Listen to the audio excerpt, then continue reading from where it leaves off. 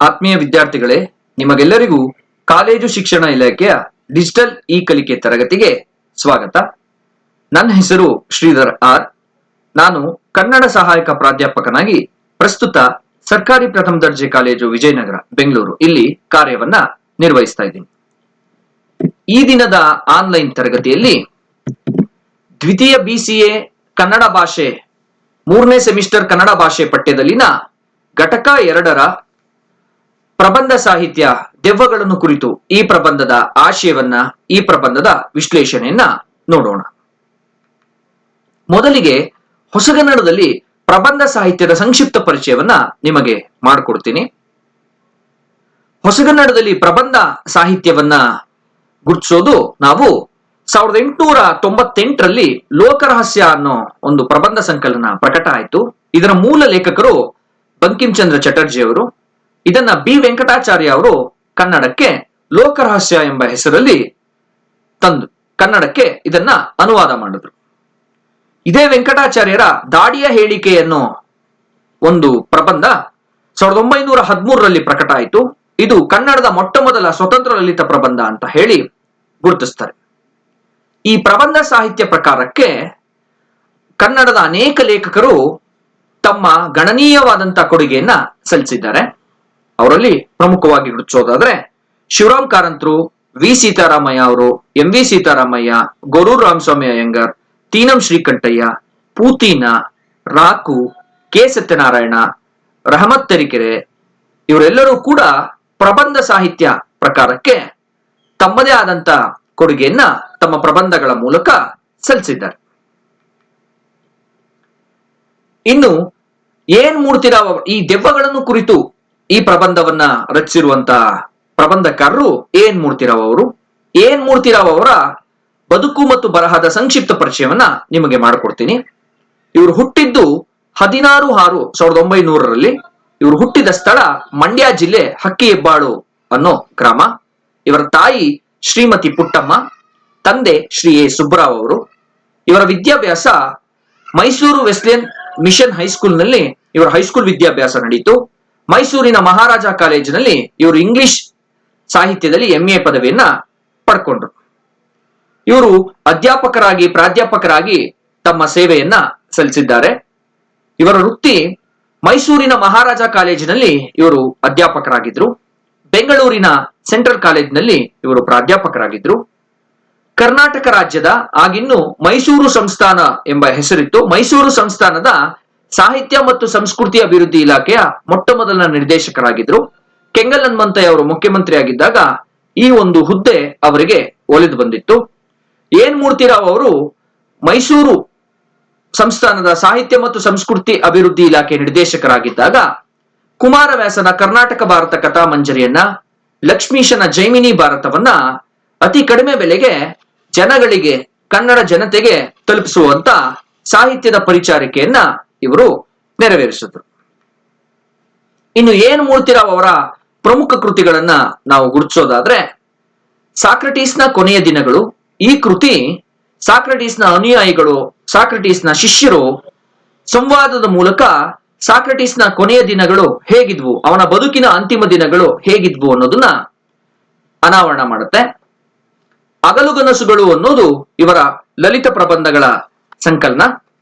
ಈ ಅಗಲುಗನಸುಗಳು ಅನ್ನೋ ಈ ಪ್ರಬಂಧ ಸಂಕಲನ 1937ರಲ್ಲಿ ಪ್ರಕಟ ಆಯಿತು. ಅಲೆಯುವ ಮನ ಅನ್ನೋದು ಇವರ ಇನ್ನೊಂದು ಲಲಿತ ಪ್ರಬಂಧಗಳ ಸಂಕಲನ. ಇದು 1957ರಲ್ಲಿ ಪ್ರಕಟ ಆಯಿತು. ಮಿನುಗು ಮಿಂಚು ಅನ್ನೋದು ಇವರ ಇನ್ನೊಂದು ಲಲಿತ ಪ್ರಬಂಧಗಳ ಸಂಕಲನ. ಇದು 1962ರಲ್ಲಿ ಪ್ರಕಟ ಆಯಿತು. ಇವರ ಚಿತ್ರಗಳು ಪತ್ರಗಳು ಅನ್ನೋ ಪುಸ್ತಕವೂ ಕೂಡ ಪ್ರಕಟ ಆಗಿದೆ. ಅಪರ ವಯಸ್ಕನ ಅಮೆರಿಕ ಯಾತ್ರೆ ಅನ್ನೋದು ಇವರ ಪ್ರವಾಸ ಕಥನ. ದೇವರು ಅನ್ನೋದು ಇವರ ವಿಚಾರ ಸಾಹಿತ್ಯ. ಏನ್ ಮೂರ್ತಿರಾವ್ ಅವರು ನಾಸ್ತಿಕರು.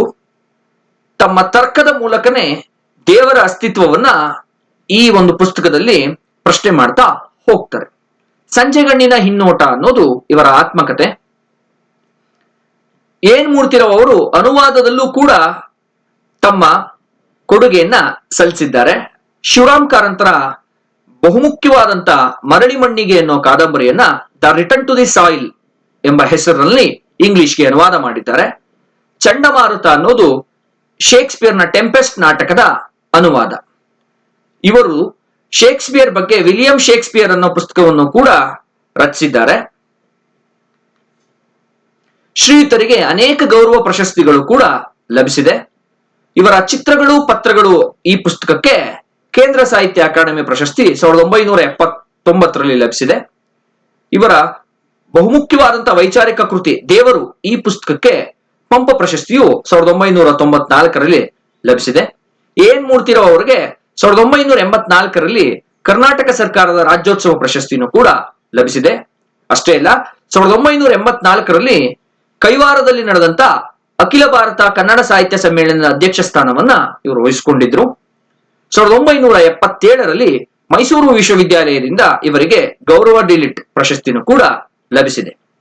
ಇವರ ಅಪರ ವಯಸ್ಕನ ಅಮೆರಿಕ ಯಾತ್ರೆ ಪುಸ್ತಕಕ್ಕೆ ಕರ್ನಾಟಕ ಸಾಹಿತ್ಯ ಅಕಾಡೆಮಿ ಪ್ರಶಸ್ತಿ 1978ರಲ್ಲಿ ಇವರಿಗೆ ಲಭಿಸಿದೆ.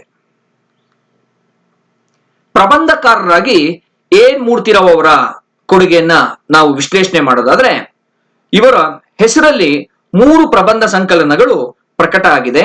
ಹಗಲುಗನಸುಗಳು, ಅಲೈವಮನ ಮತ್ತು ಮಿನುಗು ಮಿಂಚು ಈ 3 ಪ್ರಬಂಧ ಸಂಕಲನಗಳು ಎನ್ ಮೂರ್ತಿರಾವ್ ಅವರ ಹೆಸರಲ್ಲಿ ಪ್ರಕಟ ಆಗಿದೆ. ಎನ್ ಮೂರ್ತಿರಾವ್ ಅವರು ತಮ್ಮ ಪ್ರಬಂಧಗಳಲ್ಲಿ ಅವರು ಗಂಭೀರವಾದಂತಹ ತಾತ್ವಿಕ ಜಿಜ್ಞಾಸೆಯನ್ನ ಮಾಡೋದಿಲ್ಲ. ಬದಲಾಗಿ ದೈನಂದಿನ ವಿವರಗಳಲ್ಲೇನೆ ತಮ್ಮ ಪ್ರಬಂಧವನ್ನ ಕಟ್ತಾ ಓದುಗರೊಂದಿಗೆ ಸಂವಾದಿಸ್ತಾ ಒಂದು ರೀತಿಯ ಓದುಗರೊಂದಿಗೆ ಸ್ವತಃ ಅನುಸಂಧಾನ ಮಾಡ್ತಾ ತಮ್ಮ ಪ್ರಬಂಧಗಳನ್ನ ರೂಪಿಸ್ತಾ ಹೋಗ್ತಾರೆ. ಇವರ ದೆವ್ವಗಳನ್ನು ಕುರಿತು ಈ ಪ್ರಬಂಧ ಇವರ ಮಿನುಗು ಮಿಂಚು ಅನ್ನೋ ಒಂದು ಪ್ರಬಂಧ ಸಂಕಲನದಲ್ಲಿ ಇದೆ. ಈ ದೆವ್ವಗಳನ್ನು ಕುರಿತು ಈ ಪ್ರಬಂಧವು ಮೊದಲು ನಡೆದು ಬಂದ ದಾರಿ ಎಂಬ ಪುಸ್ತಕದಲ್ಲಿ, ಮನೋಹರ ಗ್ರಂಥಮಾಲೆಯವರು ತಂದಂತ ನಡೆದು ಬಂದ ದಾರಿ ಪುಸ್ತಕದಲ್ಲಿ ಮೊದಲನೇ ಬಾರಿಗೆ ಪ್ರಕಟ ಆಯಿತು. ಈ ದೆವ್ವಗಳನ್ನು ಕುರಿತು ಈ ಪ್ರಬಂಧದ ಆಶಯವನ್ನ ನಿಮಗೆ ತಿಳಿಸ್ತೀನಿ. ಎನ್ ಮೂರ್ತಿರಾವ್ ಅವರ ಸಮಗ್ರ ಲಲಿತ ಪ್ರಬಂಧಗಳು 1988ರಲ್ಲಿ ಬೆಂಗಳೂರಿನ ಕ್ರೈಸ್ಟ್ ಕಾಲೇಜ್ನ ಕನ್ನಡ ಸಂಘದವರ 50ನೇ ಪುಸ್ತಕವಾಗಿ ಪ್ರಕಟ ಆಯಿತು. ಅವರ 3 ಪ್ರಬಂಧ ಸಂಕಲನಗಳು ಒಟ್ಟಿಗೆ ಸಮಗ್ರ ಲಲಿತ ಪ್ರಬಂಧಗಳು ಎಂಬ ಹೆಸರಲ್ಲಿ ಮೊದಲನೇ ಬಾರಿಗೆ ಪ್ರಕಟ ಆಯಿತು. ಈ ದೆವ್ವಗಳನ್ನು ಕುರಿತು ಈ ಪ್ರಬಂಧದ ಆಶಯವನ್ನ ನಾವು ಗಮನಿಸೋದಾದ್ರೆ, ದೆವ್ವಗಳ ಜೊತೆಗೆ ಅತಿಮಾನುಷ ಶಕ್ತಿಗಳನ್ನ ಕುರಿತು ಮನುಷ್ಯರಲ್ಲಿ ನಿರಂತರವಾಗಿ ಕಾಡುವಂತ ಭಯ, ಭ್ರಮೆ ಇವುಗಳ ಬಗ್ಗೆ ತರ್ಕದ ದೃಷ್ಟಿಯಲ್ಲಿ ವೈಜ್ಞಾನಿಕವಾದಂತಹ ಸ್ಪಷ್ಟೀಕರಣವನ್ನ ಈ ಪ್ರಬಂಧದಲ್ಲಿ ಪ್ರಬಂಧಕಾರರು ಮಾಡ್ತಾರೆ. ಅಷ್ಟೇ ಅಲ್ಲ, ಪ್ರತಿಯೊಬ್ಬ ಮನುಷ್ಯನ ಅನುಭವ ವಿಶಿಷ್ಟವಾಗಿರುತ್ತೆ. ಅವನ ಕಲ್ಪನಾ ಶಕ್ತಿ, ವೈವಿಧ್ಯಾಕಾಂಕ್ಷೆ ವಿಭಿನ್ನವಾಗಿರುತ್ತೆ. ಅದನ್ನ ಈ ಪ್ರಬಂಧದಲ್ಲಿ ನಾವು ಗುರುತಿಸಬಹುದು. ದೇವರು ಮತ್ತು ದೆವ್ವಗಳ ಬಗೆಗಿನ ನಂಬಿಕೆ ಮತ್ತು ಅಪನಂಬಿಕೆಗಳ ಚಿತ್ರಣ ಈ ಪ್ರಬಂಧದಲ್ಲಿ ಮೂಡಿಬಂದಿದೆ. ಈ ಪ್ರಬಂಧದ ಹಿನ್ನೆಲೆಯಲ್ಲಿ ಮನುಷ್ಯರಲ್ಲಿರುವಂತಹ ದೇವಗಣ, ಭೂತಗಣ ಎಂಬ 2 ವರ್ಗಗಳನ್ನ ಪ್ರಬಂಧಕಾರರು ಗುರುತಿಸ್ತಾರೆ. ಹಾಸ್ಯದ ಮೂಲಕ ವ್ಯಕ್ತಿಗತವಾಗಿ ಮೂಡುವಂತ ಭಯ, ಆತಂಕ, ದುಗುಡವನ್ನ ತಾತ್ಕಾಲಿಕವಾಗಿ ಹೊರದೂಡುವಂತ ಪರಿಹರಿಸುವಂತ ತಂತ್ರವನ್ನ ಎನ್ ಮೂರ್ತಿರಾವ್ ಅವರು ಈ ದೆವ್ವಗಳನ್ನು ಕುರಿತು ಈ ಪ್ರಬಂಧದ ಮೂಲಕ ಮಾಡ್ತಾರೆ. ಧನ್ಯವಾದಗಳು.